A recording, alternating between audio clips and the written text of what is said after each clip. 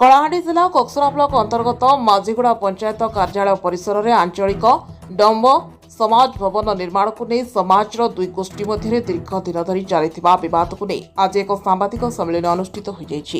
ଏହି ସାମ୍ବାଦିକ ସମ୍ମିଳନୀ ଆଞ୍ଚଳିକ ଡମ୍ବ ସମାଜର ସଭାପତି ବନମାଳୀ ବାଗ ସଭାପତିତ୍ୱରେ ଆୟୋଜିତ ହୋଇଥିଲା।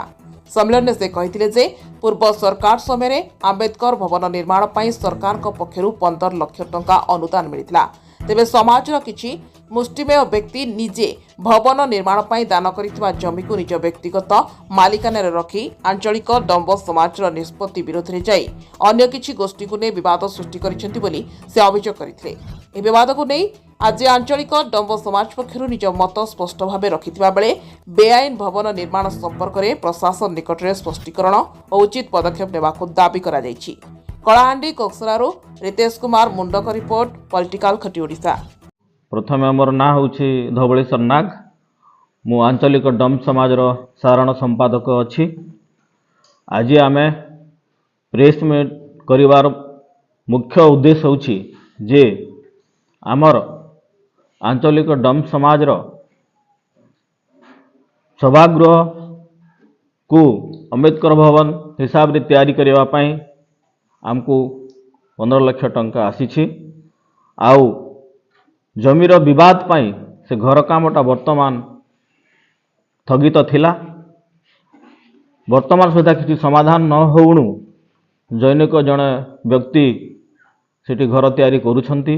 एणु आमे एई प्रेस मीट जरिया रे समस्तंकर अवगत पाई जनाउछु जे जो पर्यंत आमर सामूहिक समाधान हेई न थिबो से पर्यंत से घर कामटा करिबाटा सेटा अन्याय एवं नियम विरोधी बोली मु मने करुछि। को जणेबा पई आज प्रेस मीटटा करा जायछि। अनुदानटा प्रथम 10 लाख टंका आमर 5T रु आसीथिला एवं तापरे आमर प्रिय विधायक श्रीयुक्त मौसदी बाग से मध्य तांकर पांठीरू 5 लाख टंका एपरी 15 लाख टंका हमको देइछंती।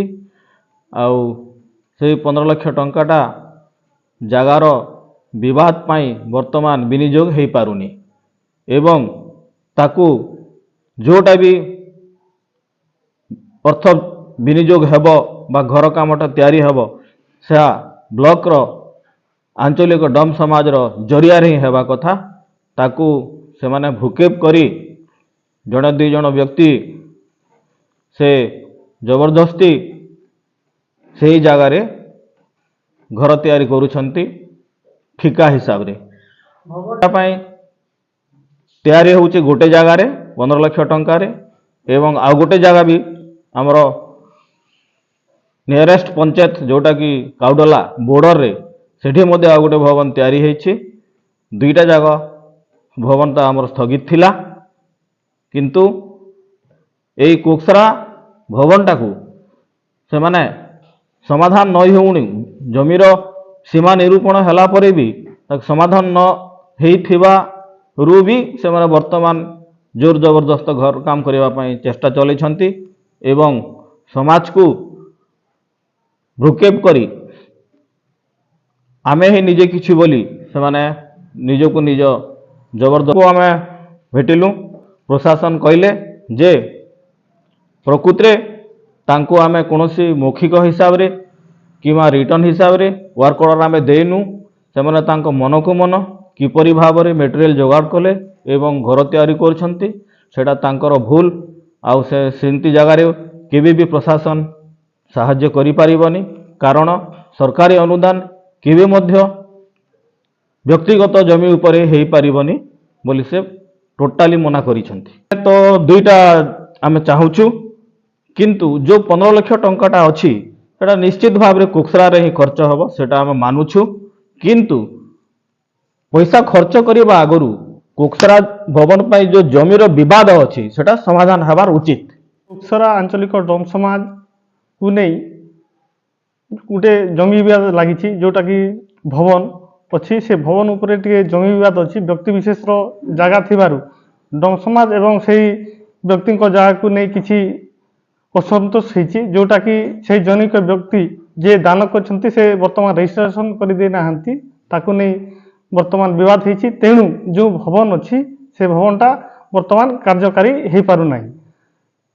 ଦେଖିବାକୁ ପାଇଲୁ ଯେ ଆମର ଯେଉଁ ଭବନ ଅଛି ବିବାଦ ଥାଇକି ମଧ୍ୟ ଜଣେ ଜନୈକ ବ୍ୟକ୍ତି ତାକୁ ଠିକାଦାର ରୂପେ କାମ କରୁଛନ୍ତି ଏବଂ ଆମେ ବର୍ତ୍ତମାନ ଶୁଣିବାକୁ ପାଉଛୁ ଯେ ଯେହେତୁ ସେଇ ବିବାଦ ଅଛି, ସରକାର ମାନେ ବିଡ଼ିଓ ତାଙ୍କୁ ଯାଇକି ଭେଟିଲେ ଏବଂ ବିଡ଼ିଓ କହିଛନ୍ତି ଯେ ସମାଜର ନିଷ୍ପତ୍ତି ନ ହେଇଣୁ କେବେ ବି ଆମେ ମାନେ କାର୍ଯ୍ୟକାରୀ ପାଇଁ ଆମେ ଆଦେଶ ଦେବୁ ନାହିଁ। ତେଣୁ ସେମାନେ କେତେ ଜଣ ମିଶି ଆମର ଯେଉଁ ଆଞ୍ଚଳିକ ଡମ୍ ସମାଜ ଅଛି ତାକୁ ଖଣ୍ଡ ବିଖଣ୍ଡ କରି ଏକ ନୂତନ ସମାଜ ଗଠନ କରିବା ତିଆରି କରି ସେଇ କାଗଜାତକୁ ନେଇ ବିଡ଼ିଓଙ୍କ ମାଧ୍ୟମରେ ମାନେ ସେ ଠିକା କାମ କରିବା ପାଇଁ ସେମାନେ ଚେଷ୍ଟା ଚଳାଇଛନ୍ତି, ଯାହାକି ଆମେ ଆଞ୍ଚଳିକ ଡମ୍ ସମାଜ କୋକସରାର ସମସ୍ତ କର୍ମକର୍ତ୍ତା ଆଜି ଏହି ପ୍ରେସ୍ ମିଟ୍ ମାଧ୍ୟମରେ ଉପସ୍ଥିତ ଅଛୁ ଏବଂ ଜଣାଇ ଦେବାକୁ ଚାହୁଁ ଯେ ଯେଉଁ ରେଜିଷ୍ଟ୍ରେସନ ଦୀର୍ଘ ଦିନର ସମାଜ ଆମର ଆଞ୍ଚଳିକ ଡମ୍ ସମାଜ ଅଛି ତାହା ବର୍ତ୍ତମାନ ଯାଏ କାର୍ଯ୍ୟକାରୀ ଅଛି ଏବଂ ସେମାନେ ଯଦି ଏକ ନୂତନ ସମାଜ